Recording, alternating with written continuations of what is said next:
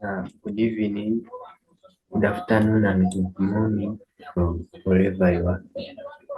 Welcome to my YouTube channel. So today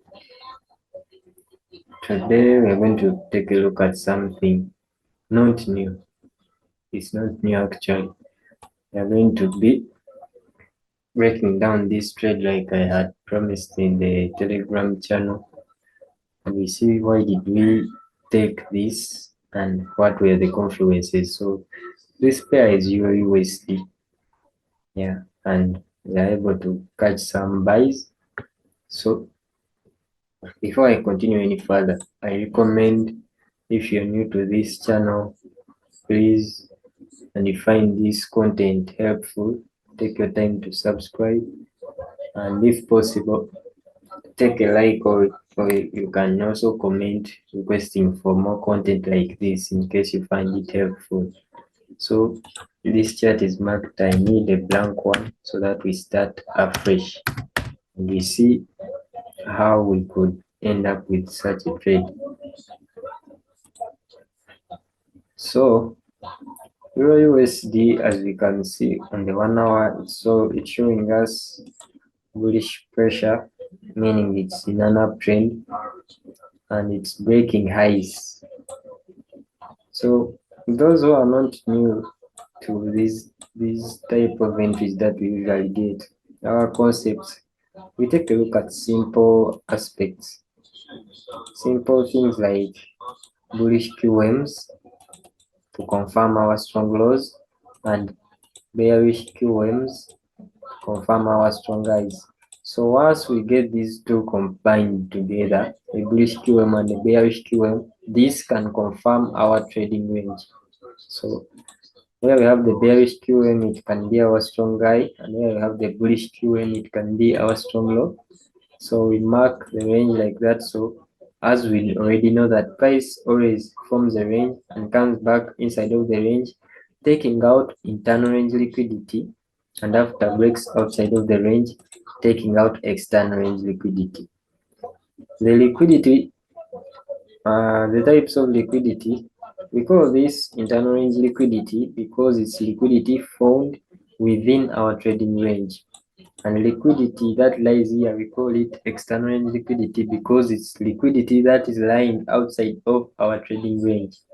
And what do we mean by that type of liquidity?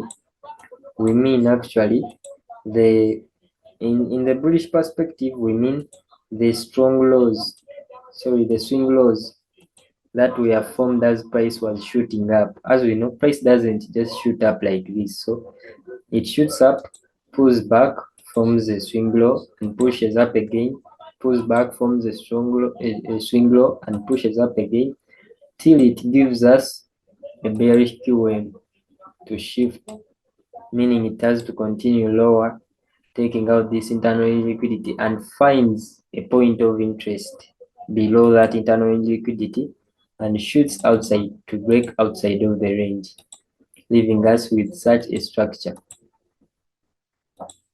So at this point,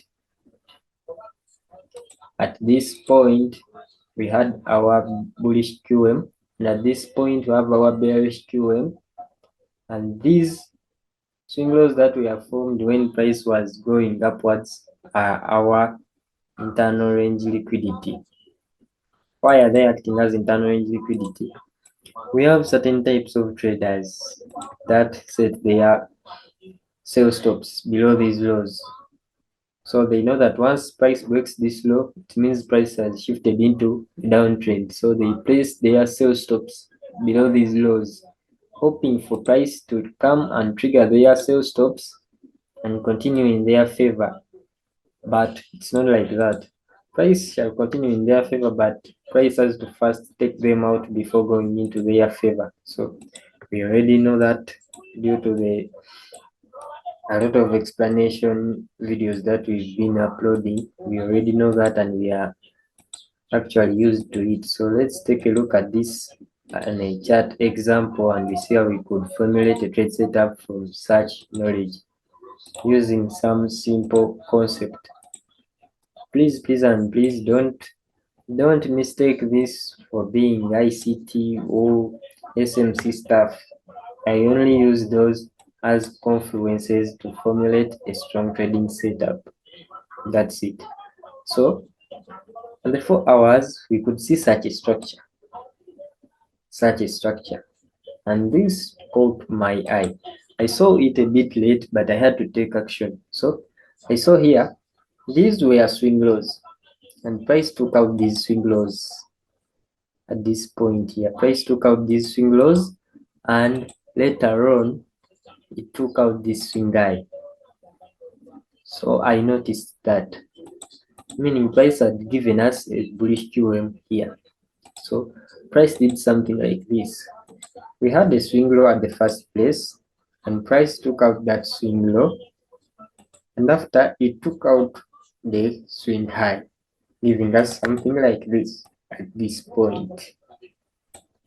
After I realized that, I knew that this was my strong low. Why is it a strong low? It took out liquidity from the previous swing low and broke structure to the upside. So I had the low of the range already. Now I was only waiting for the high of the range. To confirm the high of the range, I need price to give me a bearish QM, or to first take out the previous swing high and after take out a swing low, giving me structure like this. I need to see this to confirm the high of the range.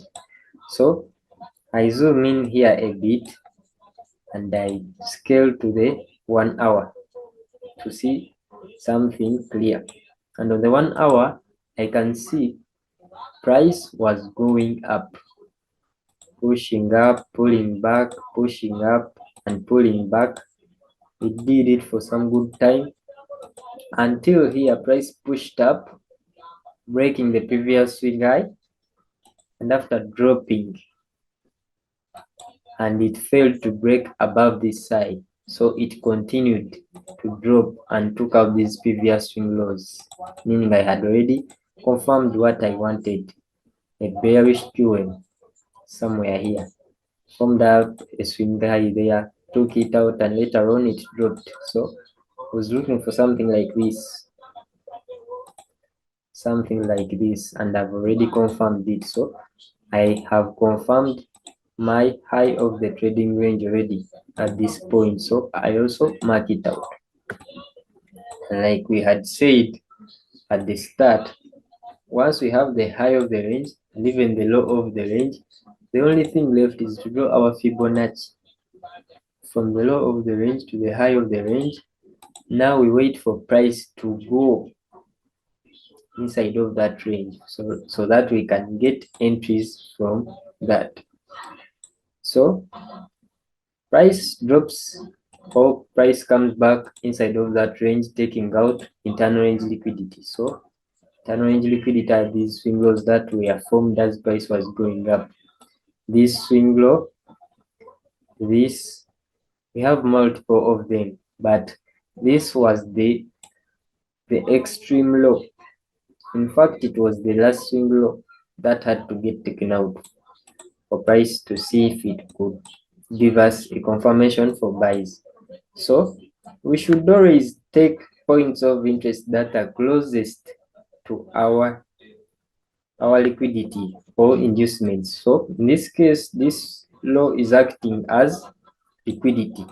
So I have to take a point of interest that is below liquidity, meaning in this case, I had to choose a point of interest that was close to this low. I hope this makes sense somehow.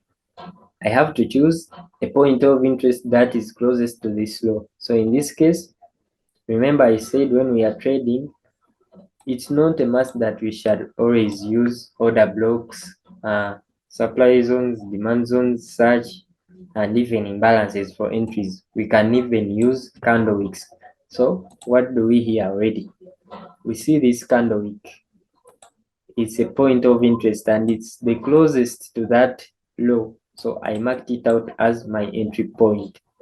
And as you can see, that candle wick price came, tapped onto it, and I could have taken my entry from there, targeting the highs due to to the market structure as we know, the market cycle. Sorry, comes back inside of price comes back inside of the range to take out internal range liquidity, and later it has to go outside of the range to take out external range liquidity. So this could have been a perfect entry for us, very perfect and precise. So sniper entry, the risk to reward, the tight stop loss is there already.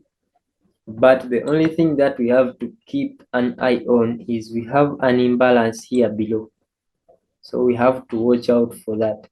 Right now, at the time I'm recording this video, we are within the Asian session. So price can do its funny movements, but our entry is still on. But we have to keep an eye to this imbalance.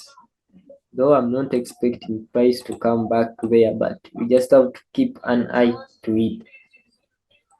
So that's it for today. I hope you find this helpful.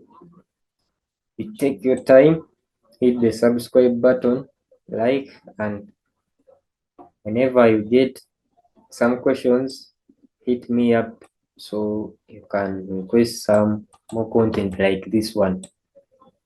I hope it's helpful.